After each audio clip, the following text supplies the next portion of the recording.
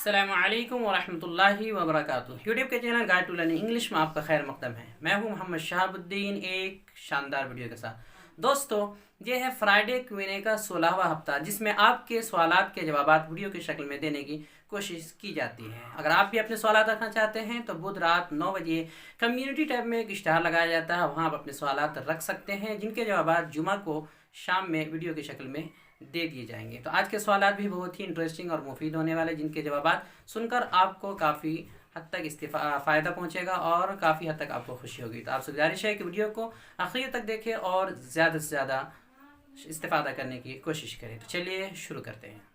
दोस्तों, बढ़ते हैं सबसे पहले सवाल की जानिब। पहला सवाल है मोहम्मद नसीमुद्दीन की जानिब से। इम्पेरेटिव सेंटेंस से जुमला इंशाइया के मातहत अम्र नहीं, अर्ज़ व तजवीज़ वगैरह आते हैं, मगर इन तमाम के दरमियान फ़र्क क्या है और पहचानने का तरीक़ा क्या है? मुमकिन हो तो मिसालों के ज़रिए वजाहत फरमाएँ। तो मैं आपको बता दूं कि इम्पेरेटिव सेंटेंसेस उसे कहते हैं, यानी उसकी तारीफ़ समझ लीजिए कि जिन जुमलों में किसी ख्वाहिश या फिर किसी को हुक्म यानी ऑर्डर या कमांड का, इसी तरह दरख्वास्त वगैरह या सलाह वगैरह, किसी को सलाह दे रहे, इन सब चीज़ों का अगर पता चले, किसी जुमले से इजहार हो, तो वो इम्पेरेटिव सेंटेंसेस में आते हैं।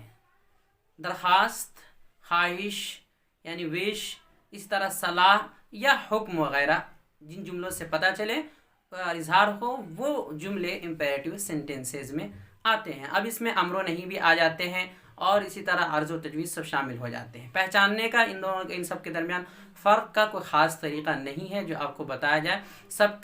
सबकी शुरुआत, हर एक जुमले की शुरुआत जो है कैपिटल लेटर से होती है, आखिर में फुल स्टॉप होता है। अलबत्ता रिक्वेस्ट वाले जो जुमले होते हैं उमूमन उसमें प्लीज़ लगता है। आपको मिसालों से समझाते हैं। जैसे अगर आपको ये कमांड वाले यानी हुक्म वाले जुमले जानने हो, जैसे come here, don't go there, यहाँ आओ वहाँ मत जाओ, तो ये देखिए ये एक तरह का हुक्म है, ये अम्र है। और डोंट गो देयर, वहाँ मत जाओ, ये नहीं है, यानी हुक्म की इसमें नफ़ी की जा रही। तो ये हुक्म या ये आपको जुमलों से खुद समझना होगा। तो ये कमांड और ऑर्डर वाले जुमले हैं। इस तरह please give me a glass of water, please give me a glass of water, मुझे एक गिलास पानी दें, या बराए मेहरबान मुझे एक गिलास पानी दें। तो प्लीज़ से यहाँ पर ये समझ में आ रहा है कि एक तरह की दरख्वास्त और रिक्वेस्ट हो रही है। तो इस तरह आप प्लीज़ से समझ सकते हैं कि ये रिक्वेस्ट वाला जुमला है, दरख्वास्त वाला जुमला है। बाकी और दूसरा तरीक़ा इसमें नहीं है, एक ये फ़र्क करने का तरीक़ा है। आगे बढ़ते हैं, अगली मिसाल देखते हैं। I wish I had a house in London, यानी काश कि मेरा लंदन में एक घर होता। तो ये एक ख्वाहिश का इजहार किया जा रहा है। विश यानी जो काश करके इस्तेमाल करते हैं उसका इजहार किया जा रहा है। तो ये भी इम्पेरेटिव सेंटेंस में आते हैं। तो ये आपको जुमलों से समझना होगा। अगला है you must cross the road carefully, और दूसरी मिसाल है avoid going deep into the water. You must cross the road carefully, कि आपको रोड, सड़क ध्यान से या एहतियात से पास करना चाहिए, यानी सड़क पार करना चाहिए आपको एहतियात के साथ। तो ये एक तरह का सलाह यानी एक तरह का मशवरा दिया जा रहा है, सलाह दी जा रही है। इस तरह दूसरी मिसाल थी avoid going deep into the water, कि गहरे पानी में जाने से बचे, यानी पानी के अंदर ज़्यादा गहराई में जाने से एहतियात करें, बचे। तो ये एक तरह का मशवरा दिया जा रहा है। तो ये जुमलों से बहुत हद तक जो है अंग्रेज़ी जुमलों से समझ में नहीं आता, आपको मफ़हूम और तर्जुमे से ही समझना होगा कि ये किस तरह के जुमले हैं। तो इस तरह के जो भी जुमले होंगे वो इम्पेरेटिव सेंटेंसेस में आ जाएंगे। अगला सवाल इन्हीं का था कि प्रेजेंट इंडेफिनिट टेंस और सिंपल प्रेजेंट सेंटेंसेस, इन दोनों के दरमियान किन किन चीज़ों का फ़र्क है, वजाहत फरमाएं ताकि समझने में आसानी हो। तो देखिए मैं आपको समझा दूं कि मैंने जो बयान किया है, जो present tense, present indefinite tense है, उसको टेंस के जुमले में रखा है। प्रेजेंट इंडेफिनिट के जो जुमले हैं उसको टेंस के जुमले में रखा है, और जो सिंपल प्रेजेंट के जुमले हैं उसको अलग बयान किया है। उसकी वजह यह है कि जब आप देखेंगे कि टेंस में वो जुमले इस्तेमाल होते हैं जिसमें किसी काम के करने या होने का, जिससे किसी काम के करने या होने का पता चले, यानी जो फेल हो, वो खा रहा है, सो रहा है, आता है, जाता है, इस तरह के जुमले हो। तो प्रेजेंट में जो उर्दू के एतबार से देखा जाए तो प्रेजेंट इंडेफिनिट टेंस में जो जुमला इस्तेमाल होता है वो उसके आखिर में ता है, ती है, ते हैं, वो खाता है, वो सोता है, वो जाता है, वो आता है, ये सब चीज़ें बताई जाती है, आदत और काम को बताया जाता है। लेकिन इसके बरक्स अगर आप प्रेजेंट, जो सिंपल प्रेजेंट मैंने बताया है, यानी इज़, एम, आर का इस्तेमाल, या हैव हैज़ का इस्तेमाल। तो इसमें किसी काम के करने होने का पता नहीं चलता बल्कि हालत और कैफियत का पता चलता है, इसलिए उसको अलग रखा गया है। वो घर में है, ये मेरा भाई है, वो मेरा दोस्त है, इस तरह मेरे पास एक किताब है। तो यहाँ पर हालत का पता चल रहा है, वो 10 साल का है, वो 5 साल का है, वो 3 साल का है।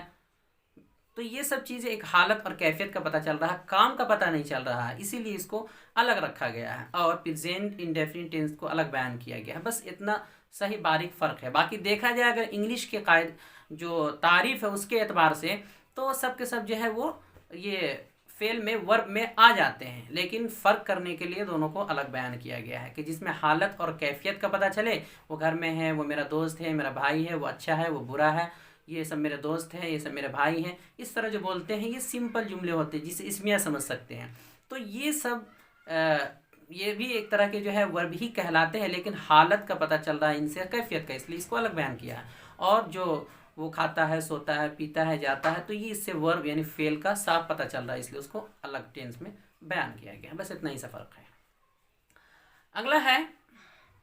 अगला सवाल है असद बलूच की जानिब से। इनके बहुत सारे सवालात हैं, एक ही साथ इन्होंने कई सारे सवालात कर रखे हैं। इन्होंने सबसे पहला पूछा है कि सर इंग्लिश स्पेलिंग को इम्प्रूव करने में कितना मंथ लगेगा। देखिए, इंग्लिश स्पेलिंग को इम्प्रूव करने में, दुरुस्त करने में कोई मुतय्यन वक्त फिक्स नहीं है कि ये आपके ऊपर डिपेंड है कि आप कितनी ज़्यादा मेहनत करके इसको मश्क करके आप जो है इस्लाह अपनी कर सकते हैं। आदमी ज़िंदगी भर सीखते रहता है, फिर भी बहुत सी चीज़ों की इस्लाह मुकम्मल नहीं हो पाती है, तो ये आपके ऊपर है। अलबत्ता आप 3-4 महीने अगर लगातार रोज़ाना मश्क करते रहें स्पेलिंग को दुरुस्त करने की, पेपर वगैरह से लिख करके, देख करके सुधारने की, तो बहुत हद तक इम्प्रूव हो जाएगा। रोज़ाना आप जो है आधा घंटा, पौन घंटा देते हैं या 20-25 मिनट भी देते हैं, पेपर वगैरह से लिखते हैं और अपनी राइटिंग यानी जो स्पेलिंग की गलती है उसको इस्लाह करते हैं, तो 3-4 महीने में बहुत हद तक सही हो जाएगा, जिससे आपको आपके लिए फ़ायदेमंद होगा और काफ़ी होगा। अगला सवाल है सर मैट्रिक एग्ज़ाम में अगर स्पेलिंग मिस्टेक हो तो क्या नंबर कट सकता है। ये देखिए, अगर कहीं भी स्पेलिंग की गलती होती है तो आमतौर पर नंबर काट लिया जाता है। अब यहाँ कटेगा नहीं कटेगा इसकी गारंटी मुझे नहीं मालूम, लेकिन उमूमन ऐसा होता है कि स्पेलिंग की गलती से लोग अगर देख लेते हैं, पता चल जाता है, तो कुछ ना कुछ नंबर काट लेते हैं।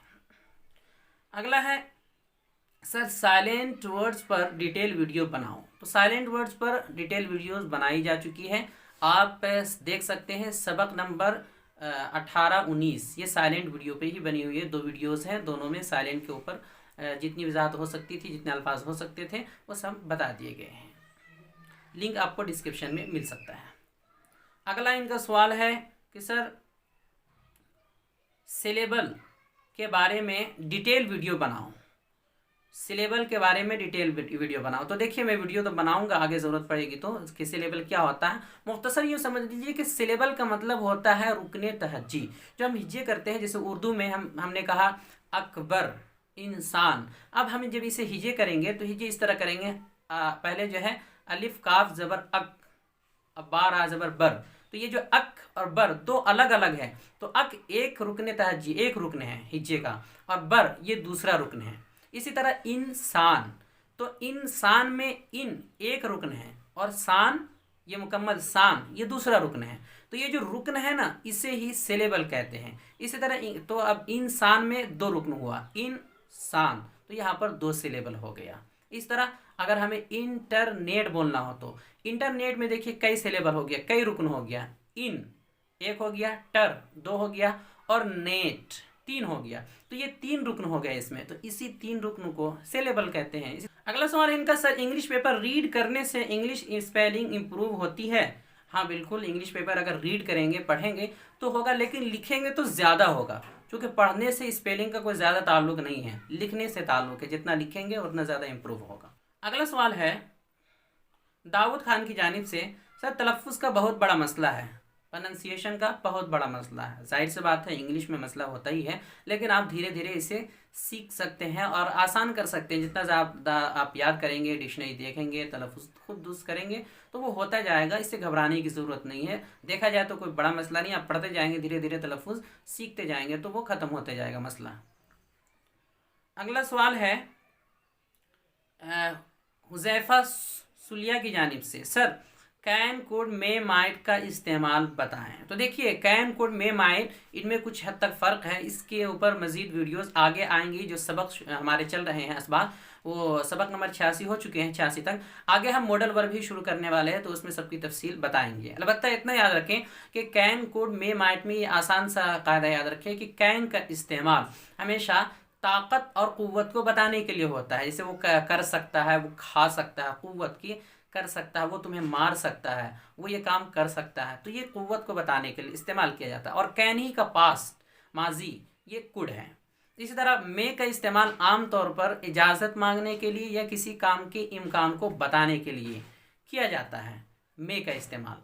अलबत्ता कैन का इस्तेमाल कभी कभी इजाज़त के लिए भी किया जाता है, लेकिन उमूमन ताकत वगैरह को बताने के लिए किया जाता है। और मे का इस्तेमाल इजाज़त के लिए या इम्कान वगैरह को बताने के लिए। और मे ही का पास्ट यानी माजी है माइट। अब ये दोनों की वजाहत हो गई। अब रह गया है कुड और माइट। ये उमूमन किसी से अगर आपको अदबन और एहतरामन सवाल ये करना है, सवाल करना है या फिर इजाज़त लेनी है, तो माइट और कुड वगैरह का इस्तेमाल करते हैं अदब के लिए। ये छोटी सी वजाहत है। अलबत्ता मज़ीद जो तफसील होगी हर एक की, वो मॉडल वर्ब में आपको बताए जाएंगे। दोस्तों यही कुछ सवाल थे जिनके जवाब देने की मैंने कोशिश की है बहुत हद तक। अगर किसी का रह गया हो तो कमेंट में जवाब दे दिया जाएगा या फिर आइंदा हफ्ता बता दिया जाएगा। उम्मीद करता हूँ जवाब पसंद आए होंगे और आप ज़्यादा से ज़्यादा इस्तेफ़ादा कर पाए होंगे। तो वीडियो को यहीं पर ख़त्म करते हैं। अस्सलाम वालेकुम वरहमतुल्लाहि।